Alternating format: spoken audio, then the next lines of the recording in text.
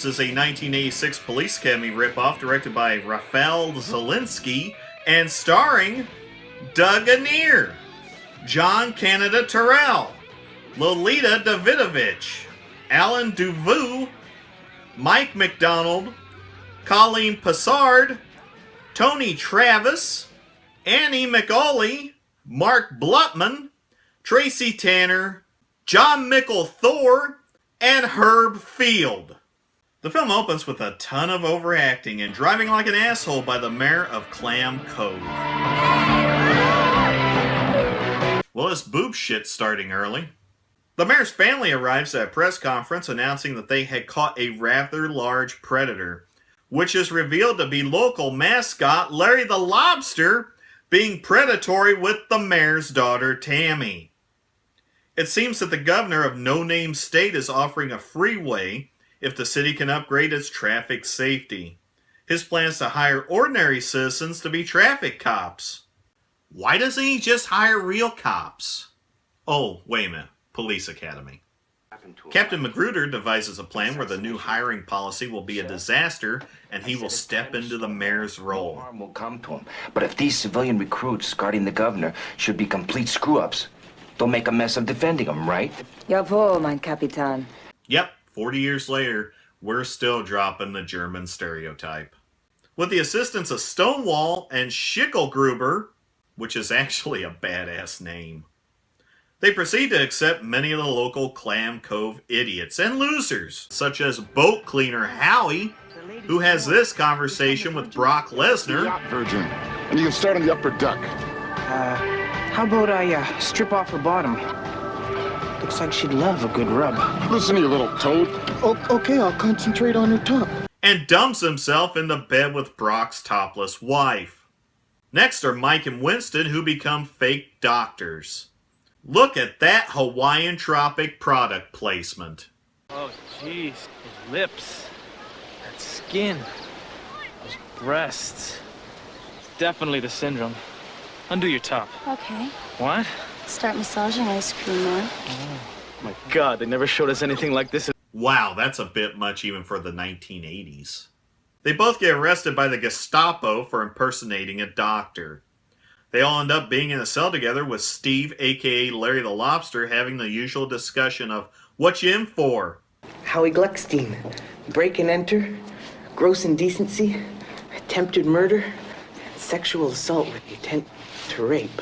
Outside, they begin signing up recruits such as the drunk, the hooker, Tackleberry, the guy who wants to be Clint Eastwood, and even the mayor's daughter. The four get drafted so they can get the charges dropped, and we get some prime overdoing it. Together, we have 2 weeks to teach you morons to walk, talk, and act like motorcycle officers. Hey, this isn't so bad. No? Give me one good reason why we shouldn't just take off. One good reason. I'll give you 3. Check this out. Oh. 3 doors? Winston makes a move for Brazil, but winds up with Stonewall as Steve harasses women in the shower.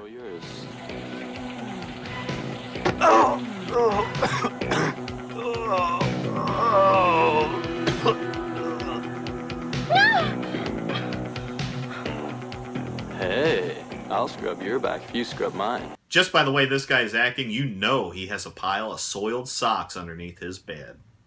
They head to the obstacle course, but Steve and Tammy split off for a ride in the squad car.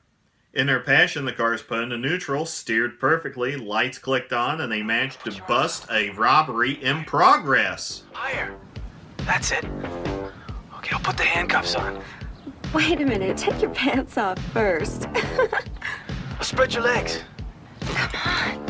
Come on, take your pants off. These recruits are already better cops than the real cops. Then they have gun training, which goes as well as expected. Empty? Yes, Sergeant. Sorry.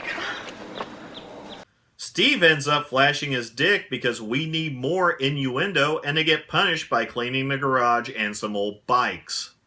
I thought this cleaning the bikes would be some kind of plot point, but fuck plot points in this kind of movie.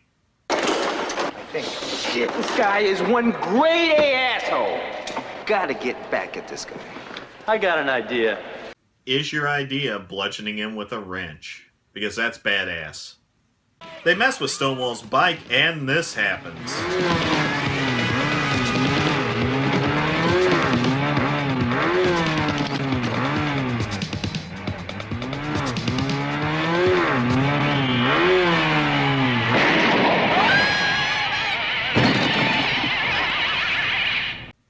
Then they have bike training and a montage of wackiness.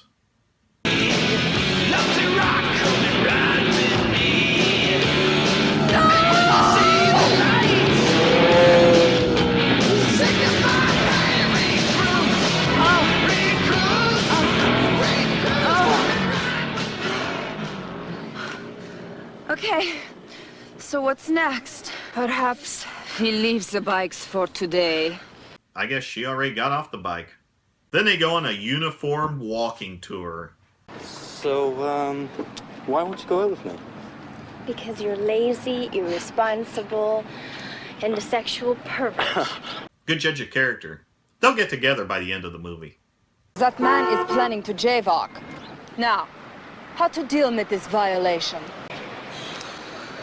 Maybe I could be of some assistance, Sarge. Oh shit, he's gonna shoot that guy.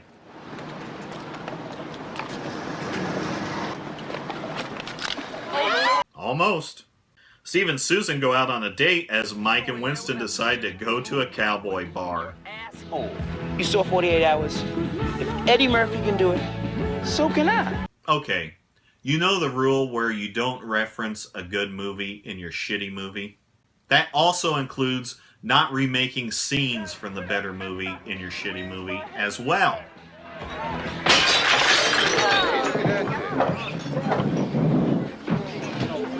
You don't realize that you're talking to a police officer. Thankfully, they get their asses beat because they are not even close to Eddie Murphy and Nick Nolte. Schicklgruber discovers Howie, thinking that he's jerking the gherkin, and decides to give him a hand. Eine kleine Knockwurst. You are like steel. Oh, God.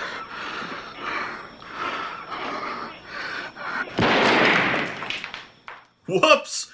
It's a fucking gun! Steve and Susan are rounding the bases when a biker gang shows up. This town has a major problem with bikers, probably worse than this whole traffic horse shit. They're real charmers, and they take the couple to eat in their underwear. Did. Did not. You did too. Did not. You did. Did not. You did. Did not. Did. Did not. Did. Did. Didn't. Now you're ripping off fucking Looney Tunes. Clint shows up to save the day and make references to 2 other films. I know what you're thinking. You're thinking, did I fire all 6 rounds? Or only 5? Feeling lucky, punk? It was 6. You fired all 6 shots. It sounded like 5 because 2 were so close together. Okay, I will hand it to recruits. That's pretty funny. The next day they start unsupervised traffic control featuring almost shooting a kid, drunkenness, hustling money, and total disregard for the law. Nice sign. Mike then tries some Alex Kittner cosplay, and Howie is thrown from a bridge. Of course, this is going just as MacGruber planned, so they are to escort the governor to a speech in Clam Cove the next day. The governor gets delayed an hour, and Steve and Susan have some time to kill. What are we gonna do for an hour? Steve, I'm not interested. Steve. Susan? Steve, no means no. Except in this movie where Susan decides, what the hell, 80s. Another limo leaves and the recruits lead it downtown only to discover whoever the hell this guy is, which is never explained because plot points. The governor shows up a bit early and he's driven to the speech by Steve and Susan, who are naked. Magruder and Stonewall await an assassination attempt. A cannon. Talk about overkill. They arrive at the rally and the governor notices the nudity as the can goes off, and we get a scene that looks a lot like the ending of Animal House. Oh, if this was only the ending. Howie sees him, but that will just sit there rotting until it's needed at the end of the film. The mayor ends up resigning and MacGruber fires all the recruits. Stonewall sure did heal fast. The trio police hierarchy debate candidate strategy, with Schicklgruber showing a little pity on the newly unemployed. Is there nothing we can do for them? After all, they did try. Do I detect a note of sensitivity? The cops have a beach party, but they all wind up with food poisoning and a crime wave explodes, leading to the ex-mayor asking the recruits to take over and bring law back to Clam Cove. This sounds just like the ending to Police Academy! Steve delivers the worst motivational speech ever. Was you want to be someone special. Someone who could take care of this little town of ours and look after its people. Someone who could be a hero. Yeah, that's right, a hero. All right, we're with you. Just don't make any more speeches, okay? Hey, asshole, quit cutting into my action! Winston whips out as a local tumbling team does a better job being peacekeepers than the trained cops. You're all under arrest for armed robbery. Get a roll, Bobby Joe. Let's teach this boy some respect. What in the actual fuck? Winston winds up getting the upper hand, but you have to wonder where in the hell did they find a tiger? The recruits and one of the 40 biker gangs in town have a standoff, leading to the two groups passing each other like ships in the night. What the hell was the point of that? We get a fight featuring Three Stooges sound effects.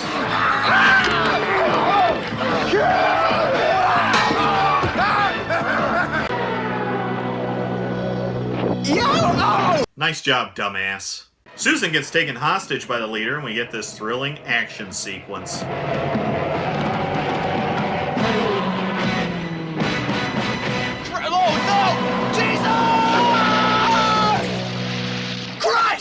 After saving the town, there's another rally where everything comes out. It's you who's a disgrace to the uniform.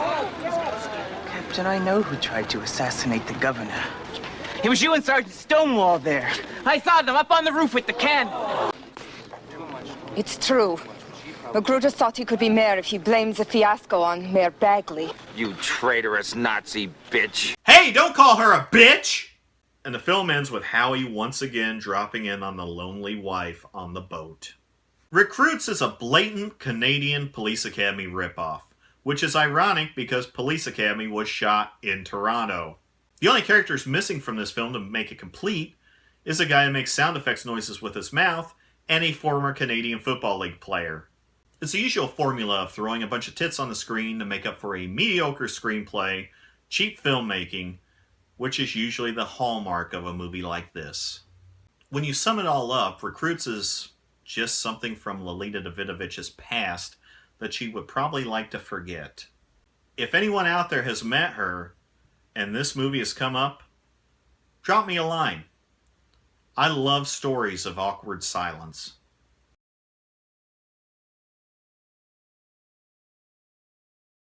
Excuse me, Sergeant. What is it, Badowski? Well, Sergeant, if there's no women allowed in the dorm, how are we gonna get laid?